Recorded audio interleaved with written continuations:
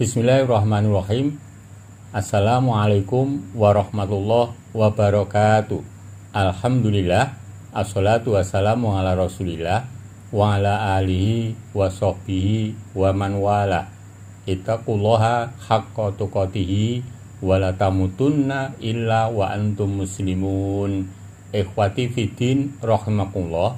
Allah Subhanahu wa taala menyampaikan kalamnya kepada hamba-hambanya melalui Al-Quran itu betul-betul dengan menggunakan bahasa yang mengagumkan, yang unik, yang menarik untuk dimengerti, serta tidak ada tandingannya. Termasuk di dalamnya penggunaan kata halaka. Meskipun bunyinya hanya satu yaitu halaka, namun memiliki pengertian yang macam-macam, yaitu diantaranya ada kematian, dan kematian pun itu keadaannya juga macam-macam. Untuk itu sangat menyayangkan apabila hal-hal yang demikian itu tidak bisa dimengerti oleh hamba-hamba Allah yang benar-benar memperhatikan terhadap kalamnya. Pada kesempatan ini kami akan mengaturkan contoh ayat-ayat yang di dalamnya terdapat kata tersebut dalam pengertian yang bermacam-macam. Penjelasannya seperti berikut ini.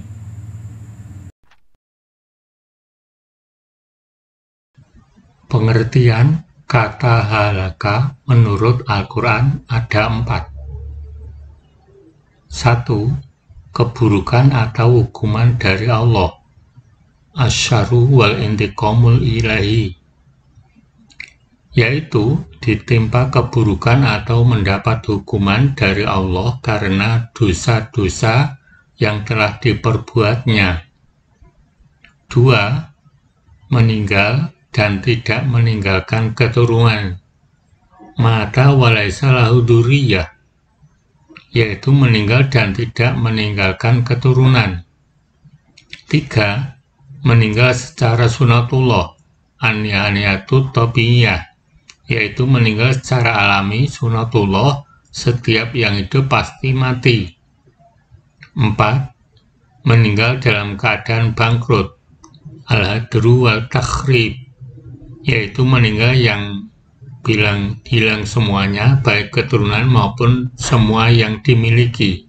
Berikut kami aturkan contoh ayat-ayat beserta penjelasannya.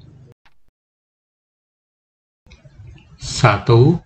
Keburukan atau hukuman dari Allah. Asyaru wal intiqamul ilahi. A'udzubillahi minasyaitonirrajim. Wa nau ahlaka adanil ula wa samuda fama abqa wa qauma nuhum min qablu innahum kanuhum adlama wa ataqo. Dan bahwasanya dia telah membinasakan kaum Ad yang pertama dan kaum Samud, maka tidak seorang pun yang ditinggalkannya hidup. Dan kaum Nuh sebelum itu, sesungguhnya mereka adalah orang-orang yang paling zalim dan paling durhaka. An-Najm 55:2. Penjelasan ayat. Dan bahwasanya Allah membinasakan Ad yang pertama, yaitu kaum Hud, dan juga membinasakan Samud, yaitu kaum Soleh, juga tidak menyisakan seorang pun dari mereka. Dan sebelum mereka Allah membinasakan kaum Nuh.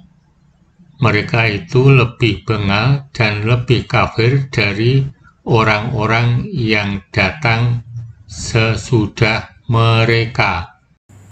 Ikhwati fiddin rahimakumullah, demikian tadi yang bisa kami aturkan, yaitu penyampaian pengertian halaka. Ada 4 yang sudah kami aturkan, dan sudah kami beri contoh satu ayat dengan penjelasannya. Untuk selanjutnya akan kami haturkan sisa kelanjutannya dan disertai contoh-contoh ayat-ayatnya beserta penjelasan atau tafsirnya. Penjelasannya seperti berikut ini.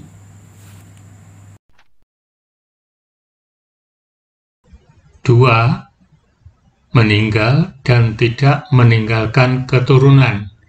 Mata walaysa lahu dzurriyyah.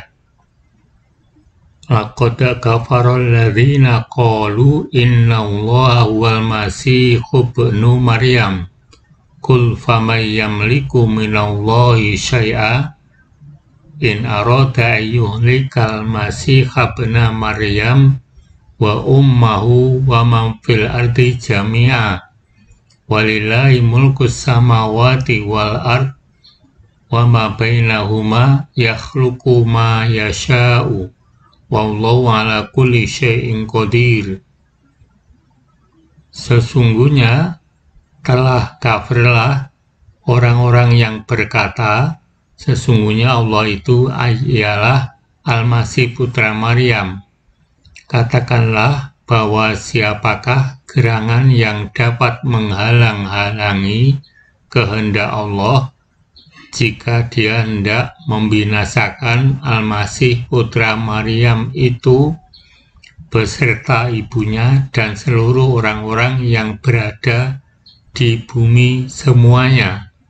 Kepunyaan Allah lah kerajaan langit dan bumi dan apa yang di antara keduanya. Dia menciptakan apa yang dikehendakinya. Dan Allah Maha Kuasa atas segala sesuatu. Al-Maidah 17. Nabi Isa Al-Masih tidak memiliki keturunan, maka menggunakan kata yuhlik. Penjelasan surat Al-Maidah ayat 17. Sungguh telah kafir orang-orang Nasrani yang mengatakan bahwa Allah adalah Isa putra Maryam.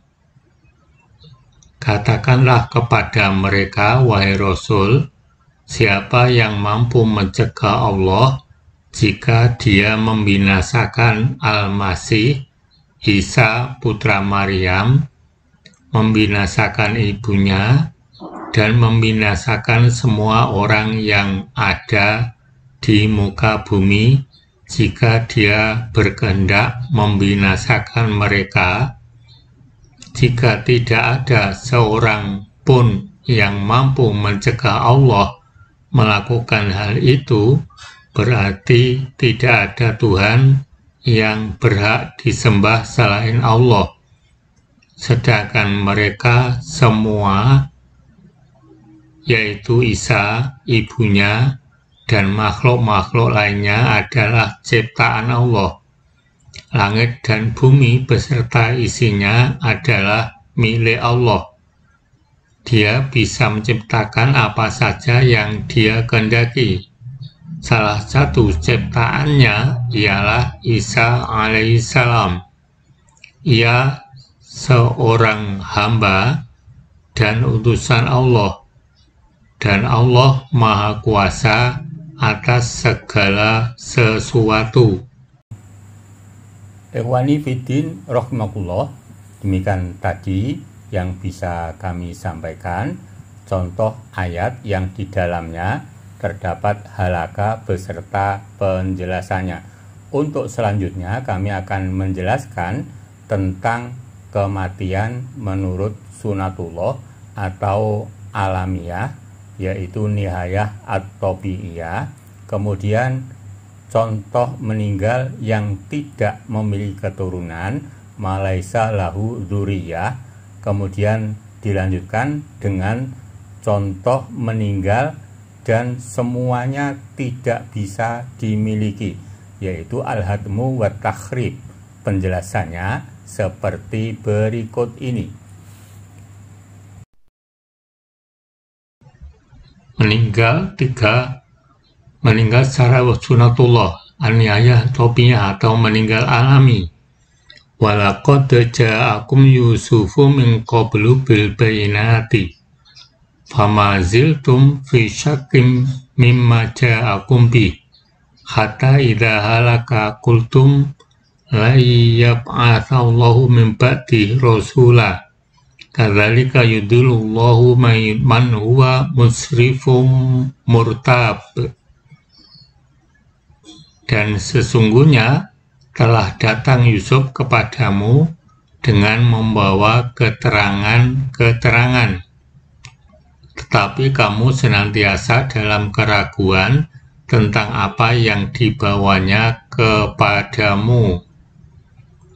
Hingga ketika dia meninggal, kamu berkata, Allah tidak akan mengirim seorang Rasul pun sesudahnya. Demikianlah Allah menyesatkan orang-orang yang melampaui batas dan ragu-ragu. Ghafir 3:4. Nabi Yusuf meninggal karena sudah waktunya dan umurnya sudah sempurna, maka menggunakan kata halaka. 4. Meninggal dalam keadaan bangkrut. Al-hadru wal takhrib, habis semua yang dimiliki. Mathalu ma yunfikuna fi hadhil hayatid dunya kamathali rihim fiha sirrun asobat hartha qaumin dzalamu anfusahum fa'ahlakathu wa ma dzalamahumullahu walakin anfusahum yadlimun. Perumpamaan harta yang mereka nafkahkan di dalam kehidupan dunia ini adalah seperti perumpamaan angin yang mengandung hawa yang sangat dingin yang menimpa tanaman kaum yang menganiaya diri sendiri. Lalu angin itu merusaknya.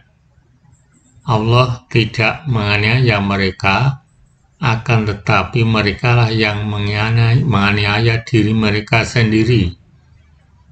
Dalam ayat ini menjelaskan sebuah kaum dihancurkan dengan angin dingin juga merusak tanaman mereka, maka menggunakan kata fa'ahlakathu. Ikhwani Fiddin Arsadakumullah, demikian tadi yang bisa kami sampaikan tentang makna halaka atau pengertian halaka yang digunakan dalam Al-Quran, meskipun artinya meninggal tapi pengertiannya berbeda-beda. Termasuk itulah yang sesuatu yang harus kita pahami bersama agar kita lebih paham lagi terhadap Al-Quranul Karim. Mudah-mudahan Allah memberi kemudahan-kemudahan kita dalam usahanya memahami isi kandungan Al-Quran. Amin. Billahi taufiq wal hidayah. Assalamualaikum warahmatullahi wabarakatuh.